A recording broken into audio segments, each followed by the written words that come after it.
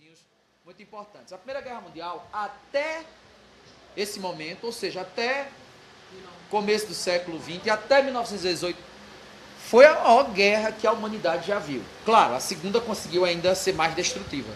A segunda, conforme vocês vão ver estudando e pesquisando, já começaram, penso eu, ela conseguiu superar a Primeira Guerra em mortandade, em custo, em tudo que você imaginar. Agora, até aquele momento, a humanidade nunca tinha visto uma guerra tão destrutiva, tão mortal como a Primeira Guerra Mundial. Eric Hobsbawm é um historiador inglês já falecido, muito importante no meio acadêmico, né? Quem trabalha com história, pelo menos de ouvir falar sobre Eric Hobsbawm, ele cunhou uma expressão bem interessante para se referir à Primeira Guerra Mundial. Ele chama a Primeira Guerra Mundial de guerra total, a Primeira Guerra Total.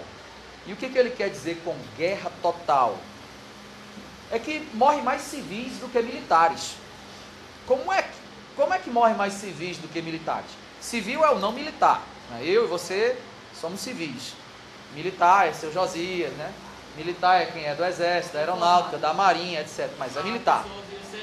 Mas é militar, entendeu? O que acontece? Não militar é eu e você, né? Não fazemos parte das Forças Armadas, não fazemos parte de polícia militar, né? Que são forças auxiliares, ok? Então somos não militares, somos civis. Então a Primeira Guerra Mundial, a primeira guerra que morre mais civis do que militares. Como? Através do uso de um equipamento novo, que é o avião, como arma de guerra. Bombardeios às cidades. Então as pessoas que estão em casa, as pessoas que estão na escola, as pessoas que estão no trabalho, as pessoas que estão na rua, elas vão ser vítimas da guerra, sem ter uma relação direta com a guerra. Então é a primeira guerra que morre mais civis do que militares no campo de batalha. Exatamente pelo uso de armas de destruição em massa, que começa com a Primeira Guerra Mundial. Para vocês terem uma ideia, eu vou citar aqui exemplos de armas que ou foram criadas para a Primeira Guerra Mundial, ou já existiam, mas foram aperfeiçoadas em seu efeito destrutivo. Aperfeiçoadas durante o conflito. Olha só, metralhadora, mina terrestre, que é aquela que está enterrada, você pisa, né? E a cabeça para um lado, perna para o outro. Não é bem bomba. Por exemplo, granada de mão, que é aquela que você tira o pino, né? Mas só que ela não era igual à de hoje. A de hoje ela é tipo um ovo, né? Exatamente, era um bastão, eu vou mostrar aqui. Hoje em dia ela é uma forma de ovo, tá? Caroçudinha, né? Aí você tira aquele pino, joga, vai explodir lá na frente no adversário. Ela era um pouco diferente, a gente vai ver, mas era granada de mão que explodia após ser arremessada pelo batedor, no caso pelo soldado e assim por diante. O aperfeiçoamento de navios de guerra, aviões não apenas como meio de transporte, avião era novidade na época, e vai ser adaptado como arma de guerra, entendeu? Agora, a precisão de um avião da Primeira Guerra Mundial e mesmo da Segunda, em termos de você lançar a bomba e acertar o alvo no solo, é uma precisão muito pequena. Então você necessitava lançar, às vezes, muitos quilos e até toneladas de bomba para poder acertar um alvo, entendeu? Porque a precisão era quase zero. Hoje não, é tudo teleguiado, né? Então você vai acertar o que você quer com precisão cirúrgica. Mas na época não era assim. Mas eu digo mais, ó, lança-chamas, entendeu? Tanque de guerra, ou blindado, ele já existia, mas ele é aperfeiçoado durante a guerra. E assim por diante, a gente podia falar aqui várias novidades. Armas químicas e biológicas, meu Deus, extremamente destrutivas, ou seja, o uso de gases tóxicos para matar gente. A gente vai ver fotos aqui da Primeira Guerra Mundial com soldados usando máscara de gás, botando máscara de gás no cavalo, porque a Primeira Guerra Mundial, ela une tanto o novo, como eu estou contando para vocês, a novidade da tecnologia recente, como ela une também um pouco do velho. Então, ao mesmo tempo que você tem um blindado, tem cavalaria. Ao mesmo tempo que você tem a metralhadora, tem espada, entendeu? Então, tinha o novo e o velho, é uma época de transição. Tem historiador, Hobsbawm fala isso, que classifica que o século XX não começou em 1901. O século XX começou em 1914, né? Colocando exatamente a Primeira Guerra Mundial como um elemento definidor do início de uma nova era, do século XX. Começa aí, de fato, para valer, com a Primeira Guerra Mundial, para muitos historiadores, como eu disse a vocês. Bom, comecemos, né? Vamos primeiro analisar um cenário geral, para depois a gente ver por que é que a guerra acontece. Vamos ver a política da época, a questão econômica, as alianças militares. Primeiro é importante, como eu disse, analisar os fatores desencadeadores do conflito. Você percebe aí no quadro, né? Tem tudo a ver com o imperialismo que a gente estudou no primeiro bimestre, com as disputas por territórios na África e na Ásia, conforme já vimos. Um nacionalismo exacerbado, que é isso, exagerado, não é? Então é assim, o alemão, ele tinha um ódio do francês, o francês tinha um ódio do italiano, né? O inglês queria ver o cão, mas não queria ver o alemão. Por quê? Disputas comerciais, disputas territoriais. Vamos fazer um paralelo aqui, que não é a mesma coisa, mas para a gente entender. No esporte, quem é que se odeia na América do Sul? Brasil e Argentina, né? Sai faísca quando joga, né? É disputa, entra mais forte, é um jogo diferente, todo mundo quer ganhar, ninguém quer perder, a rivalidade, aquela coisa toda, é Maradona ou é Pelé, entendeu? Então, não é a mesma coisa, porque aqui a gente está no plano econômico e político, mas só para a gente entender o que é essa questão da rivalidade, do nacionalismo exacerbado, de você querer destruir o outro, derrotar o outro, de você não se sentir menor do que o outro, pelo contrário, você se sente superior ao outro, e você quer que o outro saiba disso. Só para a gente sentir um pouquinho do drama, só para a gente poder perceber o que é que foi esse nacionalismo exacerbado. À medida que a gente for avançando no assunto, vocês vão perceber por que esse nacionalismo ele surgiu. Corrida armamentista. É importante dizer que a fase que antecede a guerra, alguns livros trazem a seguinte expressão: Belle Époque, bela época, em francês, ou époque, bela época, em francês. Preste atenção. Tanto, já viram isso? Ótimo. Tanto é um período de crescimento econômico na Europa, tanto é um período de economias, né, que iam de vento em popa, emprego, renda, né, de prosperidade econômica, como também vai ter o período chamado de paz armada. Por quê? Porque as tensões eram muito grandes e os países entendiam que para manter a paz era preciso se armar. Como assim? A nação entendia que se o inimigo visse você armado, preparado, pronto para a guerra, dificilmente atacaria, porque saberia que a resposta seria a altura. Entende? Então daí a intenção de você destinar determinada fatia do PIB para o setor militar. Equipamento militar, armas, não é? Recrutamento de soldado, treinamento militar, não é? A tecnologia militar, etc. O objetivo declarado era manter a paz, na proporção em que o inimigo pensaria duas vezes antes de atacar, vendo o inimigo preparado. Do contrário, vendo o inimigo exposto, vendo o inimigo inferior, vendo o inimigo despreparado, um ataque poderia acontecer, né? Enchendo de confiança, você poderia iniciar uma guerra a partir daí. E você tendo um equilíbrio de forças, se pensa duas vezes antes de atacar, como eu já disse, a resposta vai ser a altura. E as nações europeias, elas começam a se aliar militarmente entre si. Surgem dois blocos, conforme veremos aqui. A chamada Tríplice Entente e a Tríplice Aliança. Com a Segunda Guerra vai acontecer algo parecido, muito semelhante.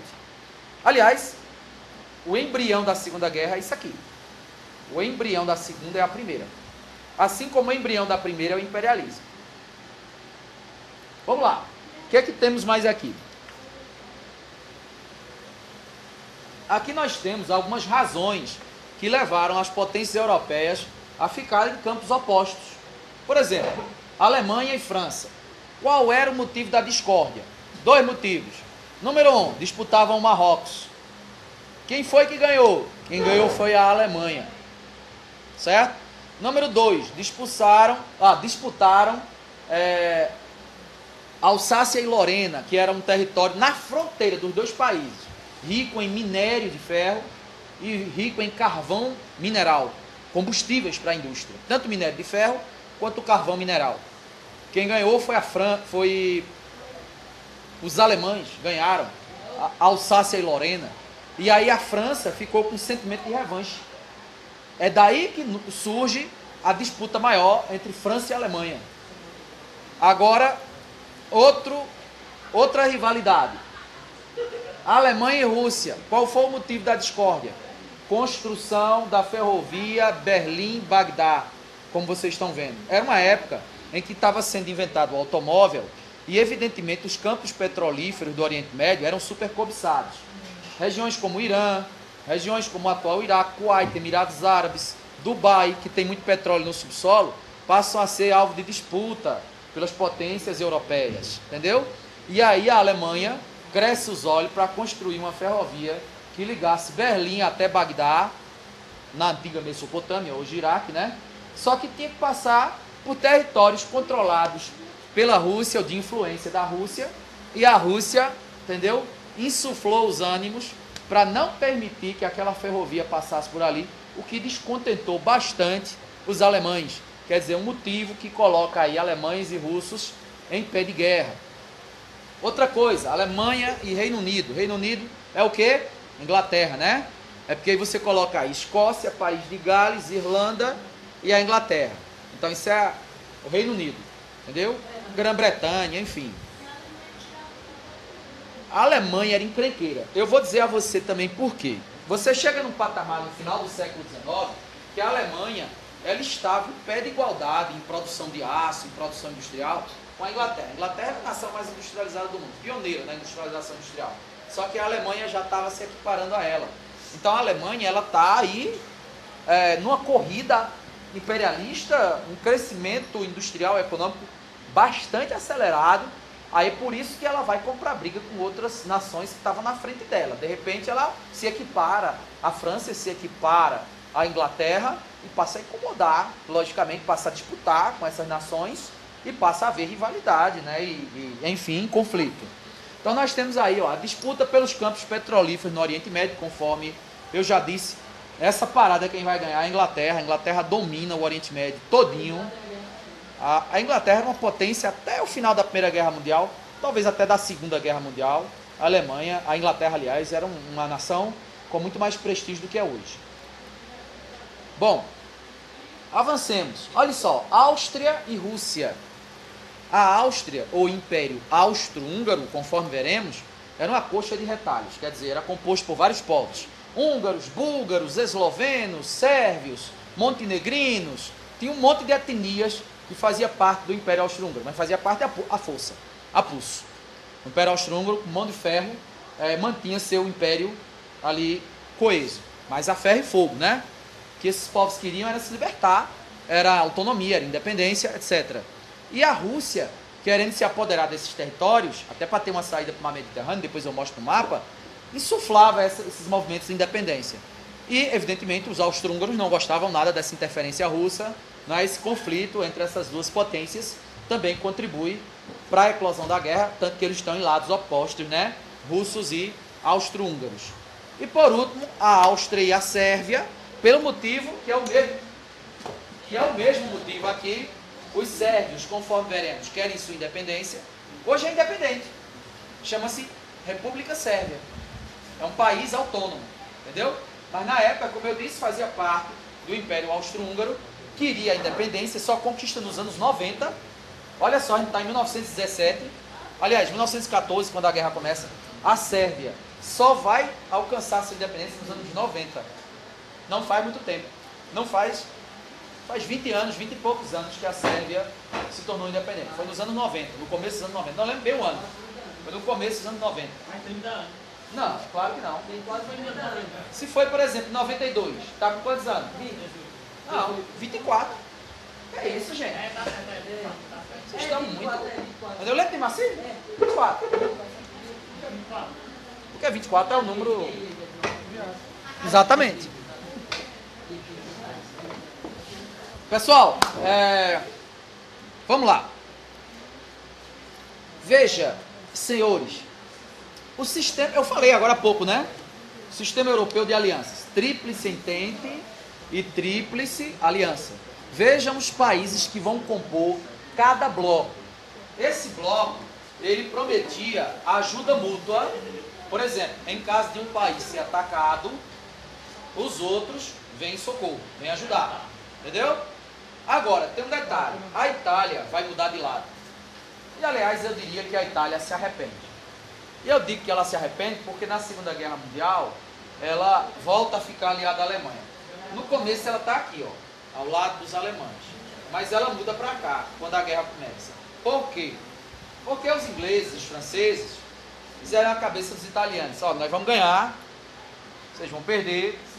E se você mudar para o nosso lado, nós vamos dividir as possessões alemãs, quer dizer, os territórios, as colônias dos alemães, vamos repartir entre nós. Passa para cá, e quando a gente derrotar os alemães, vocês vão ficar com uma fatia. Né? Quando começa a guerra, os italianos mudam, acreditam na promessa, termina a guerra, de fato, eles vencem, a Entente vence, de fato os alemães perdem suas colônias. Né? A Alemanha, Inglaterra e França se apoderam, mas na hora de dar a parte italiana, a Itália ficou chupando o dedo. Não ganhou nada. E a Rússia? Entendeu? A Rússia saiu antes da guerra terminar, eu vou explicar. Por isso que tem a Revolução Russa. A Rússia não leva nada, porque ela abandonou o navio. Então quem ganha é a Entente. A Entente ganha. Mas a Entente ganha porque os Estados Unidos entram. Veja que os Estados Unidos não estão aí. Igualzinho na Segunda Guerra Mundial. Os Estados Unidos entram no meio do conflito e faz toda a diferença. Estados Unidos, quando entra, a balança pende para onde ele entra. Já no começo do século XX, era uma potência que suplantava as demais. Pessoal, a guerra vai começar... deixa eu passar essa parte aqui. Tudo... Você viu que os ânimos estavam insuflados, né? Agora, a guerra ela vai começar por conta de um atentado terrorista. Esses atentados terroristas, eles não são coisas de agora, coisas recentes. Grupos terroristas lançam mão de atentados com mortes desde sempre, para chamar atenção sobre sua causa. Olhe só o que aconteceu, preste atenção. Esse camarada aqui alvejado por essas balas, a queima-roupa, chamava-se Francisco Ferdinando. Olha que historinha interessante. E eu vou passar um vídeo sobre isso, bem legal depois. Francisco Ferdinando, ele era herdeiro do trono do Império Austro-Húngaro. E o Império Austro-Húngaro era cheio de províncias querendo se separar, como eu falei para vocês. Tá? Uma dessas províncias era a Bósnia-Herzegovina, que é um país independente hoje, mas que só conseguiu se tornar um país nos anos 90 também, através de uma guerra, lógico. Né? O que vai acontecer? A província da Bósnia queria se separar, capital Sarajevo. Olha só. Então ele decidiu fazer uma viagem a Sarajevo, sair de Viena, capital da Áustria, e ir até Sarajevo. Para quê?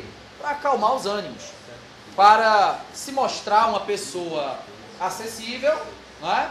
E que os separatistas, digamos, acabassem com essa história de se separar a partir do momento que enxergassem em Ferdinando um diálogo, né? Não seria um rei absolutista que ia impor, ia conversar e tal. Ele tentou ser uma figura simpática, mas todo mundo alertou ele do perigo dessa viagem. Você tem lá grupos terroristas que queriam a separação, já tinham feito atentados antes, terroristas para chamar a causa do mundo a respeito de sua causa, que é a causa da independência, né? Então era uma viagem de alto risco, mas mesmo assim ele decide ir, ainda leva a sua esposa, nunca tinha viajado com ela, Sofia, estava grávida inclusive, e viaja. Quando ele viaja, ele faz um desfile em carro aberto, exatamente como essa gravura está retratando, e ele foi vítima de uma emboscada, que eu vou passar um documentário para vocês bem legal sobre isso, de um grupo terrorista chamado Mão Negra, que pretendia a independência, né? E um tuberculoso, cara que estava condenado à morte, tuberculose não tinha cura no começo do século XX, entendeu? Você estava com tuberculose, seu atestado de óbito estava na mão, só faltava a data, só faltava o médico assinar, entendeu? Não tinha boquinha. Ele, 20 anos eu acho, grávido príncipe, ele assassina o Ferdinando e a esposa. Não, ele tinha os 2 filhos, mas ficaram em Viena. Morreu, lógico. Agora, como ela era plebeia, ela não tinha origem nobre, o caixão dela teve que ficar assim uns 2 palmos abaixo do dele. Não podia ficar igual ao dele. Ficou na mesma sala, sendo velado, né? Mas o dela mais baixo e o dele mais alto. Demonstrando a origem nobre dele e a origem plebeia dela. O que acontece? Por que esse fato desencadeou a guerra? É o que a gente chama de estopim. Por que desencadeou a guerra? Porque os austríacos queriam que os sérvios, porque entendiam que era um atentado da Sérvia para a independência da Bósnia, queriam que os sérvios entregassem os líderes da Mão Negra, todos os integrantes da organização secreta, a Mão Negra, né, o grupo terrorista. Os sérvios não se recusaram a entregar os líderes. Os russos se solidarizam com os sérvios, porque os russos ambicionavam tomar essa região para si, mas não queriam brigar com os austro-húngaros. E a Áustria-Hungria já estava chateada com a interferência da Rússia, declarou guerra à Sérvia, declarou guerra à Rússia. A Rússia tinha seus aliados, né? Como a gente viu agora há pouco, Inglaterra e França. Aí é como aquele dominó que está enfileirado, tudo em pezinho, você derruba uma peça, aí sai a fileira derrubando os outros. A gente chama também de efeito cascata, né? Ou efeito manada, tá? Então você desencadeia um gatilho e aí começa. E aí vai. E os ânimos que estavam inflamados e as disputas que levaram a rivalidade muito grande entre as nações, de repente agora explode uma solução mágica que é a guerra. A guerra foi propagandeada assim: a guerra para acabar com todas as guerras. Então, através dessa guerra, não vai ter mais guerra. Porque todo mundo dizia que ia vencer, os alemães diziam que iam vencer, os ingleses diziam que iam vencer, né? E a partir da vitória viria um tempo de paz. Seria uma vitória rápida, uma guerra curta. Estamos no mês de julho, né? E a guerra dura 4 anos. Houve quem prometesse o fim da guerra no Natal. No Natal daquele ano, 1914, né? Ou seja, estava em julho, para o Natal, 5 meses, né? Menos de 5 meses, entendeu? E na verdade a guerra vai durar 4 anos e matar algo próximo de 22 milhões de pessoas. 22 milhões de pessoas. É assim, ó. Stalin foi um dos maiores pilantras que o mundo já viu. Joseph Stalin, vamos estudar ele. Ele disse uma frase que eu concordo em gênero, número e grau, que é uma frase, inclusive, muito sábia, e que eu utilizo nas minhas explicações sobre a Primeira Guerra Mundial. Ele disse assim, Lisboa. Ele disse assim: a morte de um é uma tragédia, mas a morte de milhões é só uma estatística. Vocês compreenderam? Quando morre um, você sabe o nome, sobrenome, a família, onde ele morava, como foi, como era a sua vida, etc. Quando morre milhões, você não sabe o nome de ninguém. Você não sabe o nome de ninguém. Você só foi o número, né? Então é aquela coisa, chora-se mais às vezes pela perda de um do que pela perda de milhões. Porque no milhão dilui. No milhão desaparece. Agora vocês imaginam aí quantas famílias destroçadas, destruídas, sonhos interrompidos, vidas que foram para o espaço. Imensurável, né? Incalculável, inimaginável. Não dá para a gente nem pensar a dor, o que foi a guerra. Então, é isso que foi a Primeira Guerra Mundial, é isso que vai ser a Segunda Guerra Mundial quando vocês forem se debruçar mais, estudar mais. Aliás, penso eu, já estão mergulhados. Então, a Primeira Guerra Mundial foi terrível. Em termos de russos, só para vocês terem uma ideia, é algo em torno de 3 milhões de russos. Nenhum exército, nenhum país perdeu tanta gente, tantos soldados quanto os russos. Não é à toa também que eles se retiram da guerra antes dela acabar. Né? Vai haver a Revolução Russa e a gente vai estudar isso, inclusive, na sequência. Então, a guerra em si, ela é dividida em 3 momentos, em 3 fases. O primeiro momento a gente chama de guerra de movimento, o avanço de tropas nos frontes, quer dizer, um entrando no território do outro. Os alemães invadem a França, os ingleses vão tentar invadir a Itália e assim por diante. O segundo momento é a guerra de trincheiras. Trincheiras é um valas, onde os soldados se enfiavam em espécies de buraco, né? Fica só com a arma do lado de fora atirando. E depois a última fase, ela é marcada pela entrada dos Estados Unidos e também pela saída da Rússia. É um momento crucial da guerra. Uma coisa não tem a ver com a outra. Acontece simultâneo, mas não tem relação de uma coisa com a outra. Os russos saem pela Revolução Bolchevique, que leva Lenin ao poder, né, implanta o socialismo na Rússia, e a entrada dos Estados Unidos se dá por razões econômicas. Os Estados Unidos não dão um murro em ponta de faca, né, vão ganhar dinheiro com a guerra, e eu vou explicar na próxima aula isso. Mas antes eu gostaria de, nesses 10 minutos finais, mostrar algumas imagens que eu selecionei, fotografias mesmo, da época, né, sobre a guerra. Então, vamos refletir comigo. Como eu disse, soldados que utilizam máscaras de gás para não morrer.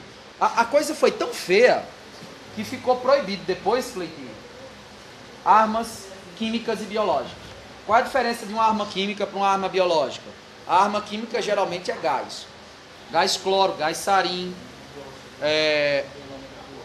A arma biológica são bactérias e vírus que são disseminados propositadamente para matar pessoas.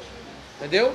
Então pode usar como veículo de disseminação a água potável, reservatório de água. Entendeu? Pode se usar para contaminar através de sangue contaminado em hospital, para você passar doenças propositadamente para as pessoas. Quem é ferido de guerra geralmente perde muito sangue, vai precisar de transfusão de sangue, né? Que é um fator assim de risco, né, para a disseminação de doenças, ok? Então isso tudo teve na Primeira Guerra Mundial, aliás, pela primeira vez na história, e foi proibido. Claro que depois continuou existindo, mas proibido, à margem da lei. Até aquele momento não tinha legislação que regulasse essa questão do uso de armas químicas e biológicas. Aí você percebe que ao mesmo tempo em que tinha armas novas, tinha baioneta. Isso é uma baioneta, isso é uma arma do século XIX. A baioneta é o fuzil com um punhal na ponta, que você utiliza como uma arma branca quando acaba a munição. Entendeu? Então isso é do século XIX. Como eu disse, tem o novo e tem o velho na Primeira Guerra Mundial. Essa foto também é muito boa, que é de uma batalha, né? Soldados aqui, um já até aparentemente abatido, morto. Por isso que tem um ditado popular, assim, um adágio popular que a gente diz, que é bem conhecido, fala assim: pior é na guerra que morre e não enterra. E não enterra mesmo não, ele vai ser comido pelos comedores de carniças. Você para enterrar o inimigo, você se junta a ele. Aliás, se você para enterrar o amigo, você se junta a ele, provavelmente. Então, nós vamos ter a figura desde a Guerra de Secessão dos Estados Unidos, ainda no final do século XIX, vai se criar a figura do correspondente de guerra, que são enviados especiais. Na Guerra de Canudos já tinha. A Guerra de Canudos é 1897. Quem foi o repórter? Euclides da Cunha, correspondente da Folha de São Paulo, entendeu? Para cobrir a guerra, um jornalista, né, que vai cobrir. Então, ainda no século XIX, é criada essa figura do jornalista que vai fazer a cobertura jornalista da guerra. Então ele faz texto, ele faz foto, na época em que as câmeras portáteis se tornam populares, né, filma, e assim por diante. E às vezes os próprios soldados também faziam isso. Porque o departamento de guerra do país, ele quer fazer a propaganda, né, de vitória. Então eles filmam, fotografam, para depois fazer a propaganda da vitória. O exército alemão fazia isso. O exército alemão filmava suas próprias ações, entendeu? Para depois fazer a propaganda junto ao povo da ação vitoriosa do líder, né, do Führer, no caso de Hitler. Sim, avião com metralhadora, né? Tem uma historinha muito legal, gente. Não vai dar tempo, eu vou parar por aqui, mas eu vou cantar só essa historinha, que é sobre a aviação na Primeira Guerra Mundial.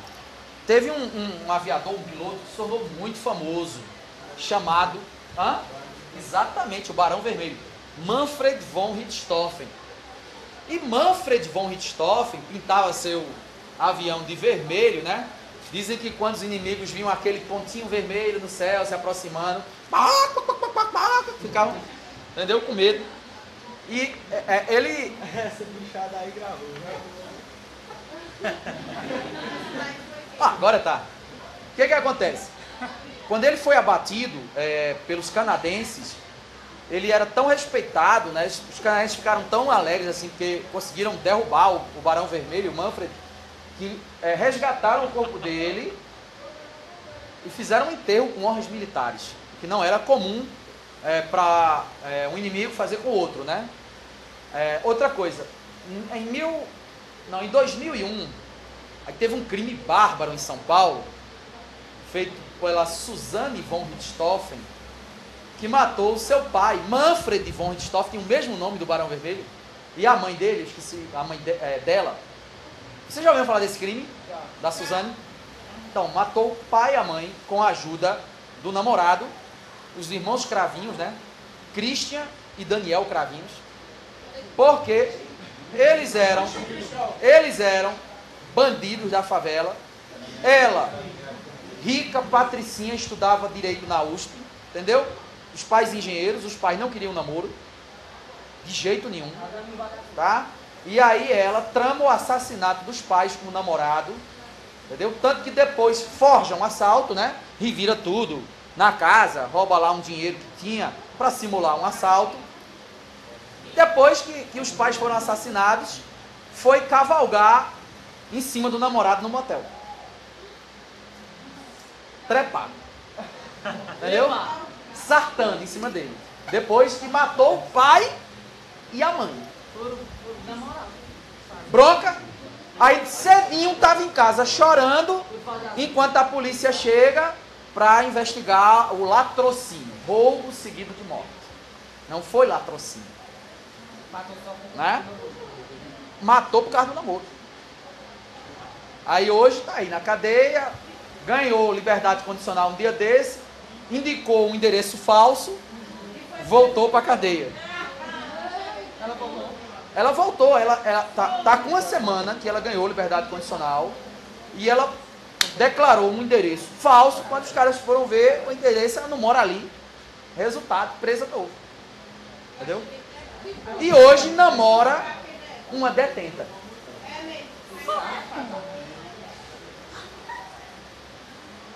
Eu faço questão de passar esse vídeo para vocês depois. Entendeu? Faço questão. Triste, terrível, de chorar. Encerra por hoje, senhores.